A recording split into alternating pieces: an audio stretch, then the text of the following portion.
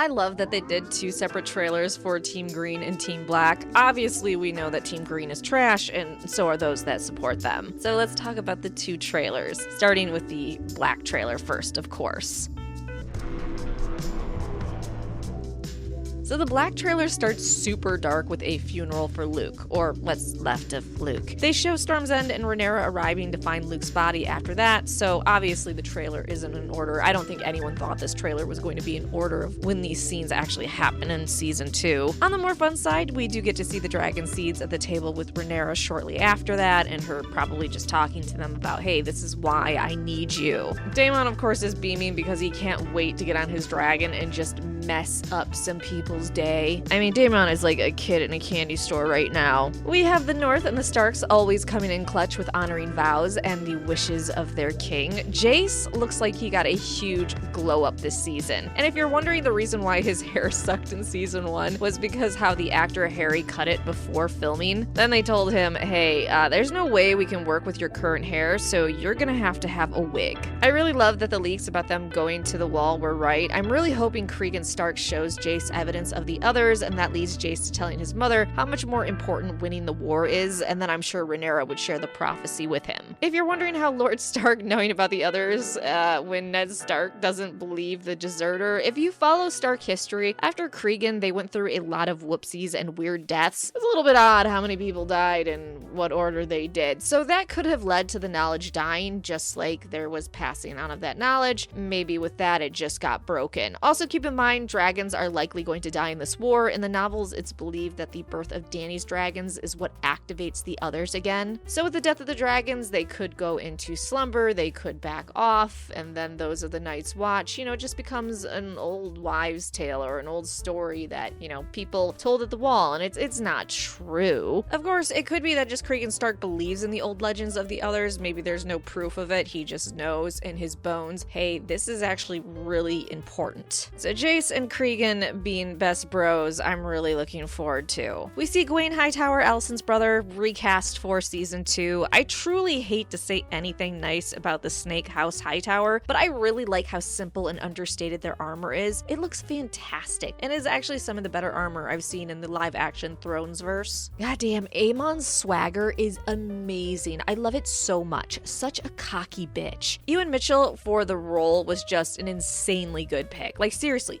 did they slow-mo down his walk? Just simply fantastic. Thank God we're getting Corlys doing more. Seeing him as the Banff Sea Captain is what I've been waiting for. Guy was the best sailor and went places no other person ever did in his youth. For God's sakes, get that man back on a boat. The colors they use for his house sigil and his clothing are 10 out of 10. They are not disappointing with costume decisions. Alicent and Helena are at a funeral, which is good. The more the Hightowers and Greens lose, the better. Aegon is even looking a little sad. Maybe he ran out of alcohol. I don't know. Interesting that they have Baela on a dragon, given her not doing much in lore, but I think they wanted to give certain actors more to do than just hang out in a location twiddling their thumbs. Also, again, going back to the Fire and Blood Volume 1, A World of Ice and Fire is written from the perspective of maesters and of course their bias, and we're supposed to see the differences between that and what actually happened in the show, and George has been very upfront about that, and to question why would this information be different between the two sources. Rhaenys likes to give out bits of wisdom every trailer, it seems. Yeah, eventually both sides are going to lose so much they'll start doing messed up things. Welcome to war. And you won't even remember why you began the war in the first place? Rhaenys, girl, Aegon's stealing the throne. I think everyone knows that. I think everyone's going to remember that the entire war. Aegon is beating the hell out of someone in the dungeon, and he looks like he's in rough shape, so he probably had a loss happen to him that has made him a bit prickly. Seeing Aegon be an absolute monster in season 2 is going to be a lot of fun. Alicent is back to her season 1 favorite spot, lighting candles. She is wearing the same outfit and headdress at the funeral, so this is probably before or after, and she's lighting a candle for the dead individual. Alicent further justifying this war is just her typical I know better than you attitude. Viserys knew the realm would never let a woman sit the throne. He could have known that for a lot of years, yet you took what you thought a drugged out dying man said. Again, you can see in this shot how much of a monster Aegon is going to be, just how he walks, flips his cape, and sits on the throne. Even Otto is looking a bit nervous. Otto is realizing just how much of a demon Aegon is, and he's not going to be able to control him like he does Alicent. The anti-dragon weapons look good. The lesser of the Karga style twins does not.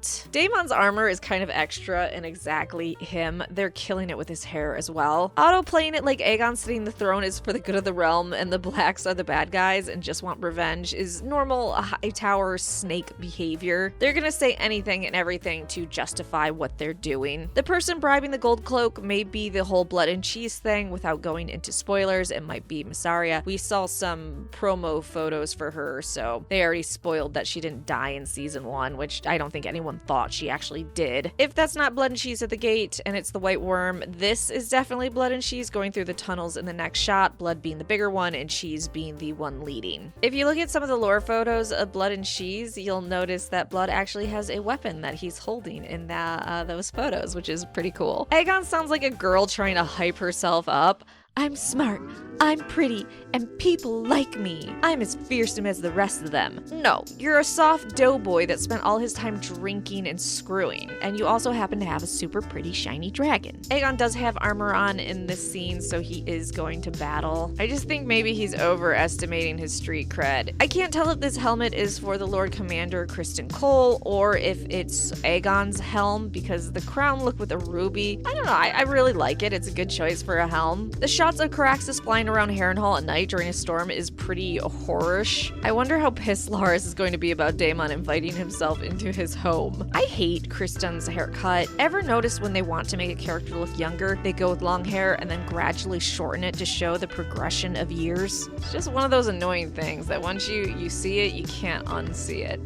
𝐴mon wanting to take on his twin flame uncle is great. Wonder if this is him talking about going to Harrenhal to face 𝐷𝐴mon. If he dares face me, 𝐴mon, buddy, guy. 𝐷𝐴mon has forged his life in battle. He's not afraid of his teenage nephew. Even though, yes, you are a war criminal. I love all the shots of Alicent crying. If we could get just a good 5 minutes every episode of her sobbing, that'd be amazing. Here we have a Bracken drawing their sword on some Blackwoods. The Riverlands are going to be a mess this season, and the rivalry between the two houses is going to be intense. There's also a little hill in the background. I've been talking about the Teats, which are in the Riverlands and fought over the naming between the Brackens and the Blackwoods. I'm really hoping that's what it is. It's Missy's Teats or Barba's Teats. Obviously, by the time of this show, there's no argument over the naming. That happens with Aegon the Unworthy, but even just seeing them in the background is kind of a cool Easter egg. Here we see Criston Cole probably executing someone in the Crown's lands, probably a lord. Otto is having a fun family meeting, and you can really see the difference between monarchs. Rhaenyra is carefully considering war and all her options, and she fears what she's begun, where Aegon is treating the whole thing like a fun game. Though in fairness, again, 𝐷𝐴mon is pretty stoked to be going to war as well. War and violence have pretty much been how he's defined his worth his entire life. Some side things, I like Aegon's banner of a gold dragon on a green background. The gold dragon in honor of his golden dragon Sunfire and the green background for House Hightower. I kind of wonder why his sigil only has 2 legs and Rhaenyra's has 4. Sunfire isn't living up to the hype so far for me, but I'm sure we're going to see shots and the dragon's splendor is going to be amazing. Just right now, I'm not too impressed. So that's kind of all I wanted to talk about the trailers so far. I might think about more to say, but just my initial thoughts. I do want to end this by asking, why Father's Day for the premiere date? I mean, I don't care, my dad's dead, but I wonder if that'll be a good day, or maybe they thought about it as a present to dads, like here's the premiere of a great show, maybe to end hopefully a great day. So let me know what you thought about the trailer. Which trailer was your favorite? Like, subscribe, come back for more House of the Dragon, Game of Thrones, A Song of Ice and Fire.